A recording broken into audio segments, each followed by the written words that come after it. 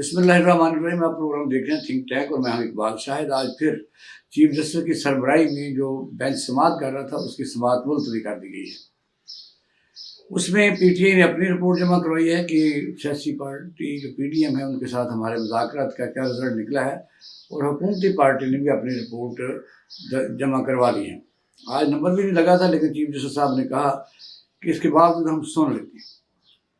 वजह ये है कि उसमें अब नेक्स्ट होगा क्या वो सबको पता है। आज ही मियां नवाज शरीफ साहब ने लंदन में बयान दिया कि हम इस बेंच को नहीं मानते। इस बेंच को तो वो मानते ही नहीं है शुरू से। वो उस बेंच को मानते हैं कि 4, 3, 7, 8 इस तरीके से वो चले हुए हैं। लेकिन एक ही उसमें पॉइंट तो यही है कि इलेक्शन क्यों नहीं हो रहे, और इलेक्शन जो आइन के तहत 90 दिन में होने थे वो 14 मई के का हुक्म दे दिया गया है, उस पर अमल दरामद करवाया जाए। और अमल दरामद नहीं करवाया तो उसमें पार्टी इलेक्शन कमीशन पाकिस्तान में ना उसमें पीडीएम है ना उसमें पीटीआई है। आज भी आपने देखा कि हुकूमती जो वज़रा है उन्होंने भी सुप्रीम कोर्ट पर उसी तरह तानो तशनी के तीर बरसाते रहे। और पिछले दिनों तो पार्लियामेंट में एक हंगामा बरपा था और धमकियां तक दी गई। और ये भी है कि इसके रिएक्शन में कि ये बेंच क्यों समाअत कर रहा है और क्यों ये आइन के तहत 14 मई के लिए सोच कर रहा है। आपने देखा कि 21 बिलियन रुपए सिर्फ मांगे थे और 20 बिलियन रुपए का फ्रॉड हो चुका है आटे में, और रोजाना की कलेक्शन जो है वो 20-22 बिलियन से भी ज़्यादा है। हुकूमत की नीयत साफ नज़र आती है। और इसके साथ साथ इलेक्शन कमीशन ऑफ पाकिस्तान भी इस तौहीन अमेज़ तरीके से सुप्रीम कोर्ट को उन्होंने खत लिखा है कि आपके ये इख्तियारात नहीं है, आप अपने इख्तियार से तजावज़ कर रहे हैं।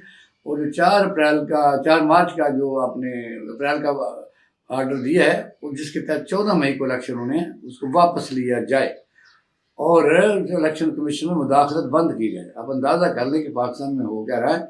सुप्रीम कोर्ट ऑफ पाकिस्तान को बिल्कुल बेतौकीर करने के लिए हर वो हरबा इस्तेमाल किया जा रहा है।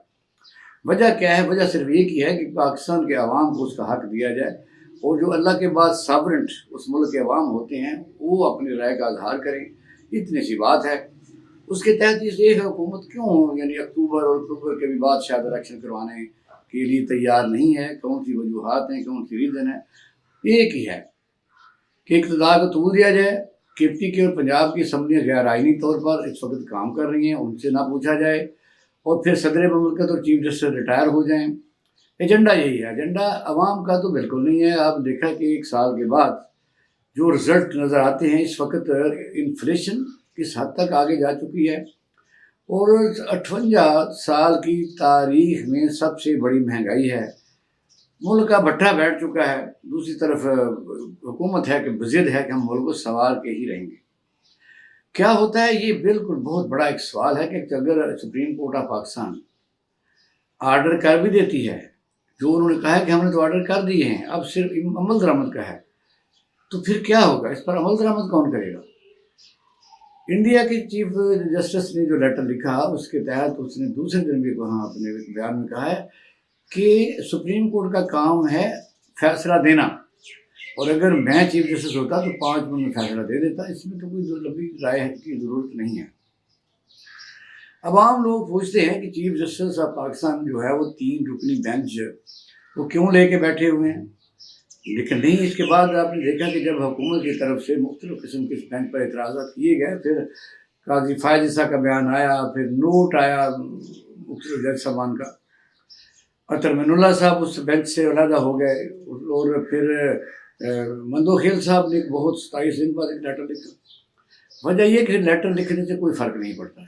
वजह ये तो एक जज भी फैसला कर सकता था कि भाई इलेक्शन कमीशन आइन के तहत दिए गए तारीख को इलेक्शन क्यों नहीं करवा रहा। मैं समझता हूँ कि अब सिर्फ मुल्क के अवाम जो हैं वो स्टेक होल्डर हैं। इमरान खान साहब ने कहा है कि फ़ैसला आने के बाद हम कल हफ्ते को 4:30 या 5 बजे पूरी कौम, पूरे पाकिस्तान के हर यूनियन काउंसिल, तहसील, डिस्ट्रिक्ट और हेडक्वार्टर में इस बात का यकीनी बनाए कि वो चीफ जस्टिस के फैसलों के साथ हैं, सुप्रीम कोर्ट के साथ हैं। वजह ये है कि क्यों ऐसा किया जा रहा है, कौन सा एजेंडा है, ये किसी की समझ में नहीं है। या तो ये हुकूमत को डिलीवर कर रही हो तो समझ लगती है कि भाई इमरान खान साहब की हुकूमत में भी लोग इतना गुड गवर्नेंस में खुश नहीं थे। अब एक नुक्ते पर बात जो है वो जो पीडीएम की हुकूमत है वो कहती है कि हम इलेक्शन सारे मुल्क में इकट्ठे करवाना चाहते हैं। وہ بھی پی ٹی آئی مان گئی ہے، لیکن اس میں شرط یہ رکھی گئی ہے کہ پھر آپ 14 مئی سے پہلے تمام اسمبلیوں کو ڈیزالو کریں۔ بات تو درست ہے، اگر آپ کی نیت ٹھیک ہے تو پھر یہ کہ عوام کے لیے آپ آئے ہیں خدمت کرنے کے لیے۔ آج سینٹ میں بھی بے تحاشا ہنگامہ ہوا، آپ نے دیکھا انہوں نے اس وقت بلڈوز کر رہے ہیں جو بھی کسی قسم کا کوئی انہوں نے بل پاس کرنا ہوتا ہے۔ آج 27 اور 21 کی ریشو سے انہوں نے اپنے طور پر تمام بلز پاس کیے۔ الیکشن کے علاوہ کوئی وہاں کام نہیں ہو رہا، بینچ کے علاوہ وہاں کوئی کام نہیں ہو رہا، عوام کے لیے کوئی پالیسیاں نہیں بنائی جا رہی۔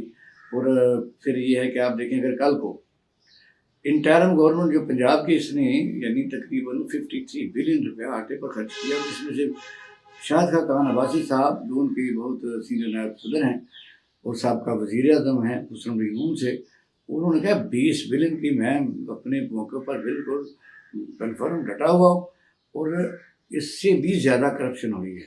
آپ اندازہ کر لیں کہ کرپشن میں جتنی گندم میں کرپشن ہوئی ہے اور الیکشن میں کتنا خرچہ آتا ہے، نیت صاف ظاہر ہے۔ پی ڈی ایم کی حکومت بالکل سپریم کورٹ کے ساتھ ایک معاذ رائی کی پوزیشن میں ہے۔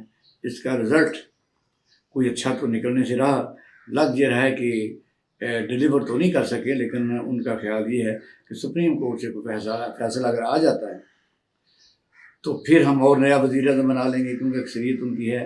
پی ڈی ایم کو مطالبہ جو پیش کیا گیا پی ٹی آئی کی طرف سے، جو ڈیلیگیشن تھا، جو مذاکرات ہو رہے تھے، اس میں یہ تھا کہ چلو ہم مان لیتے ہیں کہ الیکشن جو ہیں وہ اکٹھے ہو جائیں گے، انٹرم گورنمنٹ کے طور پر بھی ہو جائیں گے، لیکن یہ ہے کہ پھر 14 مئی سے پہلے اسمبلیوں کو ڈیزالو کیا جائے، تاکہ پوری دنیا میں جو ہم اس وقت صورتحال ہماری پیمنٹ کی ہے، جس میں تقریباً 33 بلین روپیہ واپس کرنا ہوتا ہے قرضوں کا، وہ بھی ہم نہیں دے سکیں گے۔ بجٹ میں نظر یہ آ رہا ہے کہ پی ڈی ایم کی حکومت اسی طرح جس طرح انہوں نے آخر میں جب یہ جا رہے تھے 2018 کے الیکشن سے پہلے، انہوں نے اتنے زیادہ اس کو خسارے کا بجٹ پیش کیا تھا۔ اس وقت 1000 بلین کم از کم اگر خسارہ ہو تو کہاں سے پورا ہوگا؟ وہ اسی طرح پھر آپ کو پٹرول ڈیزل کبھی سستا نہیں ہو سکے، کیونکہ فارن جو لوگوں کے قرضے دینے ہوتے ہیں انہوں نے قرضے واپس لینے ہوتے ہیں، ساورن گارنٹی ہوتی ہے، ڈیولپمنٹ نہیں ہو سکے گی، سبسیڈائز نہیں کیا جا سکے گا۔ اب کیا کہہ سکتے ہیں؟ اب اس وقت پاکستانی قوم جو ہے وہ اس کے پاس ایک ہی حق رہ جاتا ہے کہ وہ ووٹ کی طاقت سے کسی اپنی حکومت کے متعلق کوئی فیصلہ کریں اور اپنے نمائندوں کو مقرر کریں۔ اور اس وقت چائنا کی جو شنگھائی تعاون تنظیم ہے، اس میں جو ہمارے پاس کچھ بھی نہیں ہے کہ وہاں اگر وہ آدمی جاتا ہے تو وہاں کیا ہم جا کے کوئی اپنے چیزیں بتا سکتے ہیں کہ ہمارے ساتھ آپ کو ٹریڈ کر سکتا ہے؟ تو یہ باتیں ہیں، اس پر سوچنے کی ضرورت ہے۔ مجھے یہ لگ رہا ہے کہ سپریم کورٹ آف پاکستان اگر فیصلہ کرتی ہے تو بالکل اسے فیصلہ کرنا چاہیے۔ آگے جو ایجنسیز اس کو ایگزیکیوٹ کرنے والی ہیں ان کا بھی امتحان ہو جائے گا، اور اس میں محسن اسٹیبلشمنٹ ہے وہ کس طرف کھڑی ہوگی یہ بھی پتہ چل جائے گا، اس حکومت کے کیا مقاصد ہیں وہ بھی پتہ چل جائے گا، تو کون امپلیمنٹ نہیں کرتا۔ الیکشن کمیشن آف پاکستان جو ہے وہ تو پہلے ہی پی ٹی ایم حکومت کا ایک دم چھلا بنا ہوا ہے، تو میں سمجھتا ہوں کہ فیصلہ آنا چاہیے۔ مجھے امید یہ ہے کہ فیصلہ آنے کے بعد حکومت کے پاس بھاگنے کا کوئی راستہ نہیں رہے گا، اور اس آرڈر کو ہر صورت امپلیمنٹ کرنا پڑے گا۔ اپنا خیال رکھیے گا۔ پاکستان زندہ باد۔